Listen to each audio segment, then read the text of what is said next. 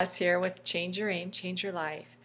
And I want to come to you today to talk about an issue that's been coming up a lot that I get from emails and discussions with people, with women from different areas of the globe. Somebody in the Middle East, somebody in Europe, somebody in California. None of these women know each other, but the same issues keep coming up. So I wanted to tackle the issue of, it's under a category that I like to call, who are you really? And also that involves a shift deep in our core, in our soul of our being. And I will explain what that means. You see, some of the women that I've been in touch with they're incredible people. They're just incredible women, intelligent and bright and mothers, and going about their day working and being the best they can be under very, very different and difficult circumstances in their life, each one. And each one really desires, as I did, as I think all of us do, desire to really change, a desire to really rise above that mediocrity, a desire to really change that aim inside us so it's directed toward our dreams and goals, and that we can be successful in life, whatever that means for you. And it just so happens that during this time, this week, with these interactions through email, I have been writing my book and just wrote a chapter about who are we really. And it all just kind of came together. So I just wanted to share with you, and it's very involved, and even in the book, it's hard to get in depth with everything, which is why my heart and soul is to doing these workshops with the living room effect. And the living room effect is something I will explain later, maybe in another video. But suffice it to say that my passion is to really work in a small group with women in a workshop to get across these concepts that I believe will really help move you forward in life. And the point of which I want to make is, who are we really? I know I've discussed in other videos about when we are hurt in childhood, when we are humiliated, when we are abused or embarrassed, or even feelings of abandonment and neglect, whatever those deep issues are for you. What happens universally in all of us is we want to feel good. We want to feel like we matter. We want to know that we're loved. So we develop these coping mechanisms to cope with what has happened to us, regardless of what it is. I mean, I believe me, I have heard intense, sad horror stories of people, how they were raised. And these people are my heroes because they are alive and they're trying to do their best, and they want to change, and they want to get these old ghosts, so to speak, out of their life. Well, what I have come up with, and the concepts that I believe are very important, come from two different angles. One is from the outside. One is from getting help, and talking about it, and grieving and writing and doing whatever you need to do to get it out like this on the outside. I'm all for therapy. I'm all for counseling and getting help that way. But I also have discovered from women that even though years of doing that, and they've come a long way, there's still a battle inside them that they want to get rid of. When we can adjust and readjust our coping mechanisms from what we had to do in childhood, and readjust them as adults, that's one issue that is, well, it's a big issue to change.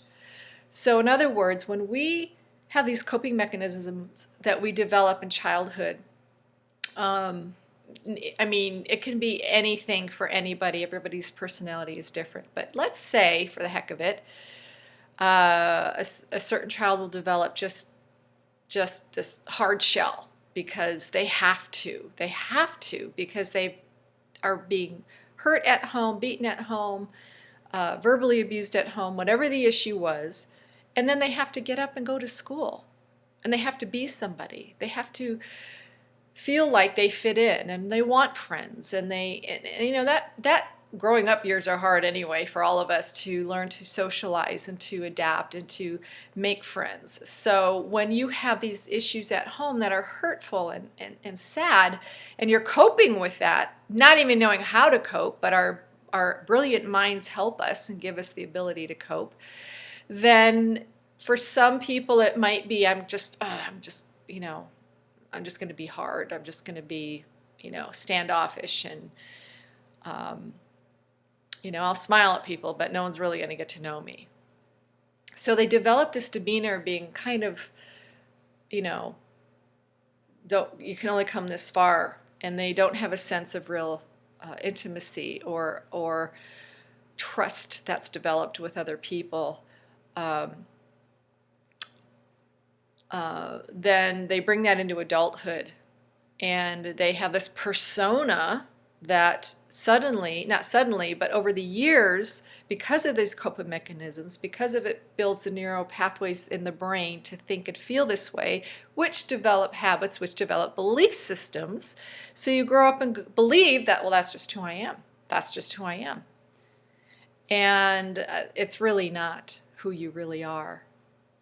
Very little of who we are, who we think we are, is really who we are. So saying that part of it, I want to give a different perspective of how we come across, how we can change, because I want us to look at those issues when we say, well, that's just who I am. But you know deep down it's not. You know you want your life to be different. You know you want to feel better about who you are, and to drop the persona. You don't even know it's a persona, but it develops like that. So here I am speaking these words to try and bring awareness to you and to all of us that it's now safe to come out of hiding. It's now safe to drop the shame and drop the pain. And yes, of course, it needs to be, there's a certain dependability, there's a certain security with hanging on to our story. There's a certain equilibrium that's given to us because we're hanging on to it and we're balancing of, you know, who we are. We've learned to balance this way, even though it's crooked, okay? So when we drop it, we suddenly need to have something to take over that balance, to keep us balanced while we straighten up. And that's where that shift comes in.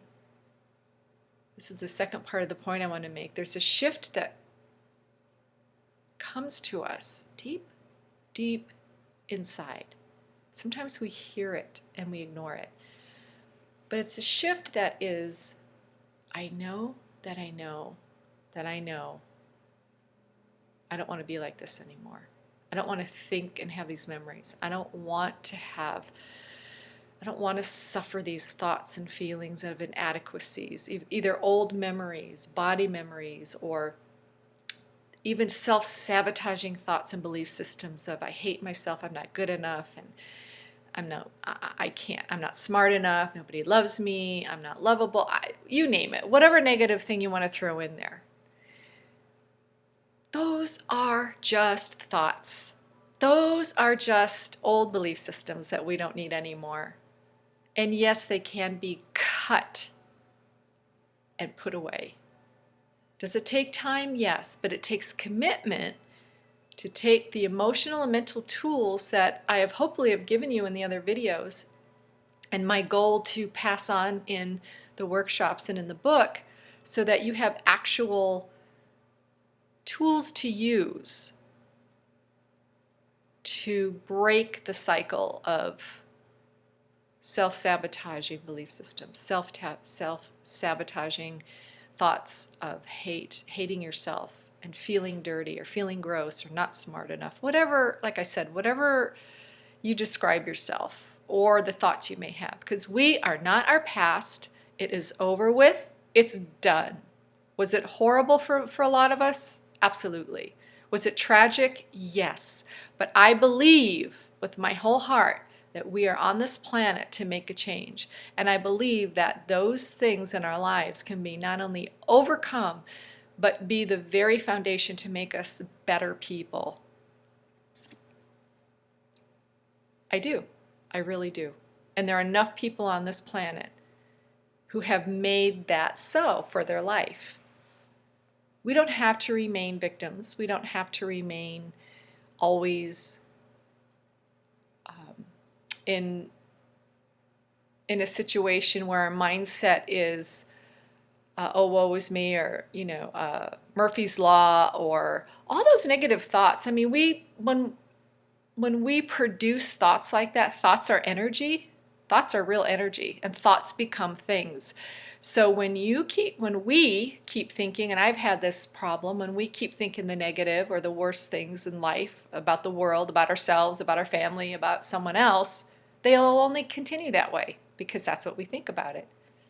When we change our mind and our concepts of life, of ourselves, of other people, then the good starts coming in. And I know that sounds simple and easy, but guess what? It kind of is. The hard part is practicing it and to make that a habit in our lives.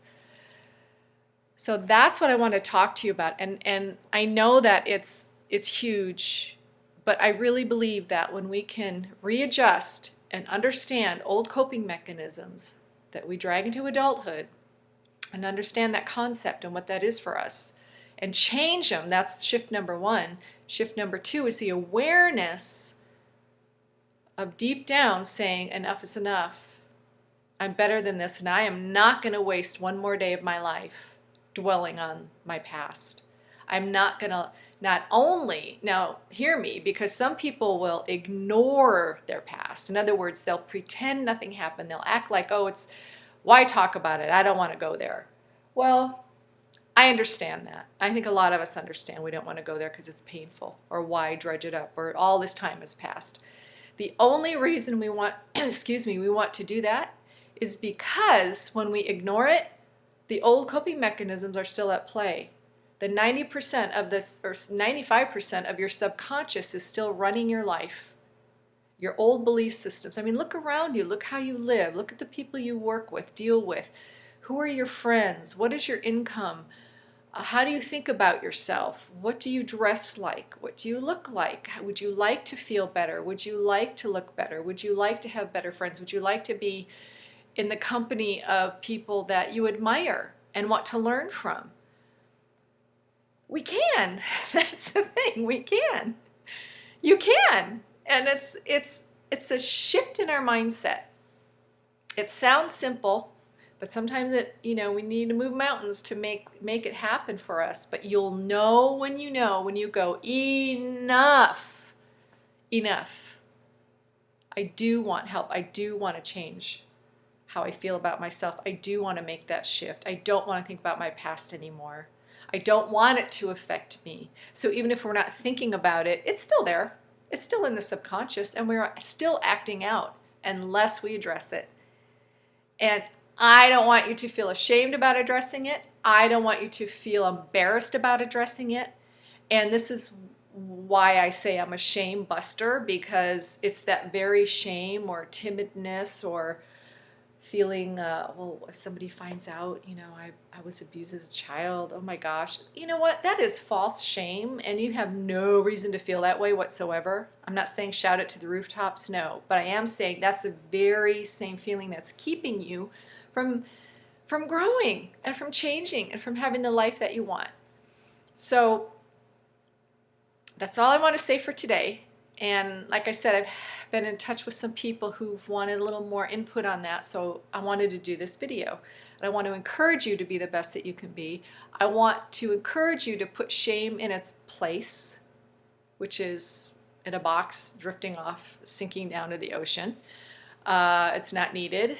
And let's do this, okay? Thank you for listening. Thank you for taking the time to listen. And if you have any questions, please, please, please email me at maryalice.changeyouraim@gmail.com. I'll be glad to read and hear your comments, and comment below if you'd like to. God bless you. Take care and have a great day. And I'm going to click off. Bye-bye, everybody.